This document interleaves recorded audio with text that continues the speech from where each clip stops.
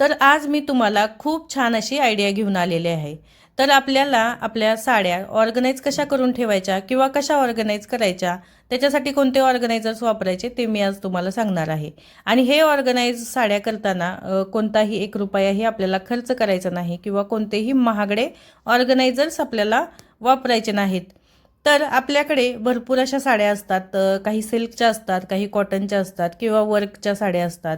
आणि साड्या म्हणजे आपला हा जिव्हाळ्याचा विषय असतो. आता याच साड्या कशा ऑर्गनाइज करायच्या? आपण प्रत्येक वेळी महागडे ऑर्गनायझर्स विकत नाही घेऊ शकत. त्यासाठी घरच्याच ज्या आपल्याकडे बॅग्स असतात किंवा कॅरी बॅग्स असतात त्याचा वापर करून साड्या कशा ऑर्गनाइज करायच्या ते मी आता तुम्हाला सांगणार आहे. तर आपल्याकडे अशा काही वर्कच्या साड्या असतात आणि त्या जर अशाच आपण ठेवून दिल्या तर त्यांचं वर्क वगैरे जे आहे, टिकली वर्क असतं, तर ते खराब होऊ शकतं किंवा ते पडू शकतं. तर ह्या साड्या कशा ऑर्गनाइज करायच्या? तर चला आज मी तुम्हाला खूप छान अशी आयडिया दाखवणार आहे. आता आपल्या घरामध्ये बऱ्याचशा अशा कॅरी बॅग्स असतात किंवा कपडे खरेदी केल्यावरती त्याच्याबरोबर ह्या बॅग्स मिळालेल्या असतात किंवा आपण काही ऑर्डर वगैरे केलेलं असतं तर त्याच्याबरोबरही खूप छान कॅरी बॅग्स मिळतात आपल्याला. आता त्याच बॅग ज्या आहेत त्या वापरून आपण आपल्या साड्या ऑर्गनाइज करणार आहोत. तर तुम्ही पाहू शकता इथे मी ह्या कॅरी बॅग घेतलेल्या आहेत. आता या काही कॅरी बॅग विकत वगैरे आणलेल्या नाहीत. आपण जे कपडे खरेदी करतो किंवा काही म्हणजे वस्तू आणली असेल तर त्याच्याबरोबर ह्या बॅग आपल्याला मिळतात. तर त्यातली आता ही एक मोठी बॅग मी घेतलेली आहे आणि माझ्याकडे अशा सिल्कच्या साड्या आहेत. आता ह्या सिल्कच्या साड्या आहेत त्या भरपूर जुन्या आहेत, म्हणजे 8-9 वर्षांपूर्वीच्या ह्या साड्या आहेत. तर त्या साड्या आपण सिल्कच्या कशा मेंटेन करायच्या? तर आता याची मोठी घडी घालून घ्यायची आहे आणि ही इझिली याच्यामध्ये ठेवून द्यायची आहे. जर बॅग उभी असेल तर साडी तुम्ही उभ्या पद्धतीने ठेवा. आता ही बॅग माझी आडवी आहे म्हणून त्याच्यामध्ये अशा आडवी घडी घालून मोठी त्याच्यामध्ये मी ठेवत आहे. आता बॅग थोडीशी जास्त मोठी आहे, स्पेस जास्त आहे म्हणून याच्यामध्ये मी आणखीन साड्या ठेवते. आता ही माझी खूप जुनी साडी आहे, म्हणजे याला आता 9 ते 10 वर्ष झालेले आहेत. पण मी अशा ऑर्गनाइज करून ठेवत असते. त्याच्यामुळे बघा किती छान साडी राहिलेली आहे माझी. आता आणखी पण याच्यामध्ये बसू शकतात साड्या. तर ही पण माझी खूप जुनी साडी आहे, ही पैठणी साडी आहे. तर ही पण आता मी याच्यामध्ये ठेवून देते. आता ही जी आहे ती आतल्या बाजूने घालून घेते. त्याचे जे कडा वगैरे काठ आहेत ते आतल्या बाजूने घालून घेऊया. तर अशा पद्धतीने मी याच्यामध्ये 3 साड्या ठेवलेल्या आहेत. आणि आता ही बॅग थोडीशी मोठी आहे किंवा हे जे प्लास्टिक बॅग आहे ती पुढं आणखी शिल्लक राहिलेली आहे. तर ती पण कशी व्यवस्थित करून ठेवायची ते मी तुम्हाला सांगते. आता ह्या 2 साड्या आहेत, त्या 2 साड्या आपण एका साईडला आणि एक साडी आहे ती एका साईडला आपण करून घेणार आहोत. आणि एक साईडला अशा साड्या उचलून जे काही शिल्लक आपलं राहिलेलं आहे तर ते असं हाताने व्यवस्थित आतमध्ये घालून घ्यायचं आहे. म्हणजे त्याने काय होईल तर आपली बॅग ही व्यवस्थित मेंटेन राहू शकते आणि साड्या पण हलणार नाहीत. यासाठी आपण हे कॅरी बॅग जी एक्स्ट्राची होती ती अशी आतमध्ये घालून घ्यायची आहे. तर हे पहा किती छान अशा आपल्या साड्या त्याच्यामध्ये सेट झालेल्या आहेत. आता व्यवस्थित तुम्ही करून घेऊ शकता. याच्यामध्ये जर एअर वगैरे आतमध्ये गेलेला आहे तर तो मी व्यवस्थित काढून घेते. थोडंसं प्रेस केलं की त्यातली हवा पण निघून जाते. तर अशा पद्धतीने तुम्ही व्यवस्थित करू शकता. आणि साडीवरचं जर काही ब्लाऊज वगैरे असतोच आपल्याकडे तर तोही याच्यामध्ये तुम्ही ठेवून देऊ शकता. म्हणजे काय होईल, ज्यावेळी आपण साड्या वगैरे काढणार आहे किंवा घेणार आहोत घालण्यासाठी तर इझिली आपल्याला ब्लाऊज पण मिळून जातो. आता माझ्याकडे ही वर्कची साडी आहे, तर तीही आपण ऑर्गनाइज करून ठेवणार आहोत. आता ह्याची घडी व्यवस्थित नाही आहे तर मी व्यवस्थित त्याची घडी करून घेते, जेणेकरून आपल्या त्या बॅगमध्ये ती व्यवस्थित सेट होईल.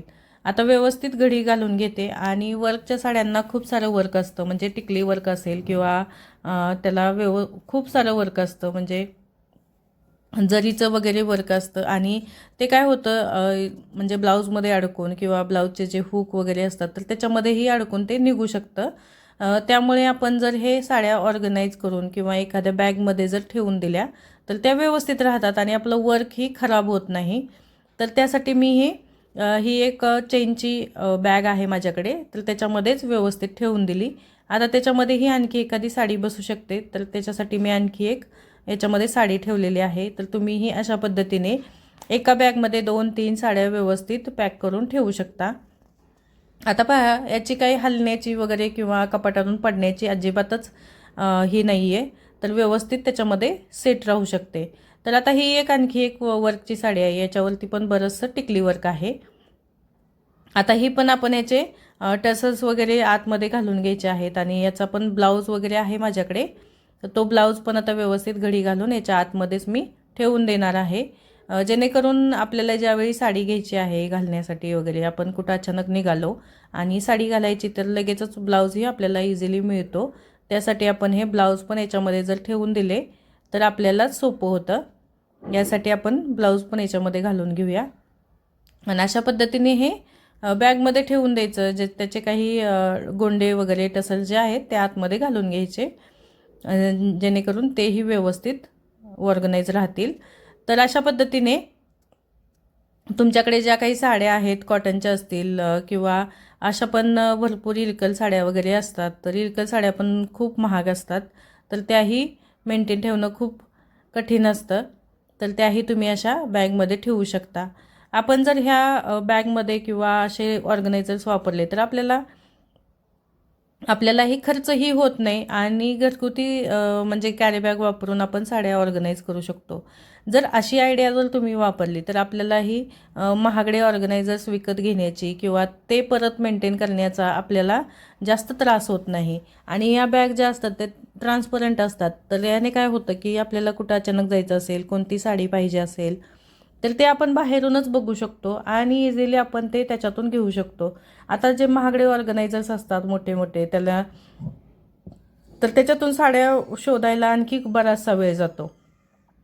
त्यासाठी आपण हे जर अशा आयडिया वापरल्या तर आपल्यालाच इझी होणार आहे, आपल्यालाच त्याची खूप मदत होणार आहे. आता माझ्याकडे हे थोडेफार ब्लाऊज पण आहेत जे एक्स्ट्राचे मी कॉन्ट्रास्ट ब्लाऊज वापरत असते, तर ते ब्लाऊज पण अशा घड्या घालून ह्या एका बॅगमध्ये ठेवणार आहे, जेणेकरून त्याला चेन पण आहे आणि ब्लाऊज कसं पटकन वरून पाहिलं तरी ते आपल्याला दिसतात आणि ओळखायला येतात की कोणत्या साडीवरचा कोणता ब्लाऊज आहे. तर अशा पद्धतीने तुम्हीही तुमचे ब्लाऊज साड्या ऑर्गनाईज करू शकता. आणि तुम्हाला ही माझी आयडिया कशी वाटली किंवा ऑर्गनायझर्स कसे वाटले, साड्यांचं ऑर्गनायझेशन कसं वाटलं, तर तेही मला कमेंट करून सांगा. आणि तुम्ही कोणत्या शहरातून माझा हा व्हिडिओ पाहत आहात तेही मला कमेंट करून नक्की सांगा. तर अशा पद्धतीने मी माझ्या सर्व साड्या ऑर्गनाईज केलेल्या आहेत आणि आता या आपण व्यवस्थित कपाटामध्ये ठेवून देऊ शकतो. जर व्हिडिओ आवडला असेल तर चॅनलला सबस्क्राईब करून घ्या आणि व्हिडिओ शेअर करायला अजिबात विसरू नका. तर असेच नवनवीन व्हिडिओ पाहायचे असतील तर चॅनलला नक्कीच सबस्क्राईब करून घ्या. आता भेटूया नेक्स्ट व्हिडिओमध्ये. तोपर्यंत बाय.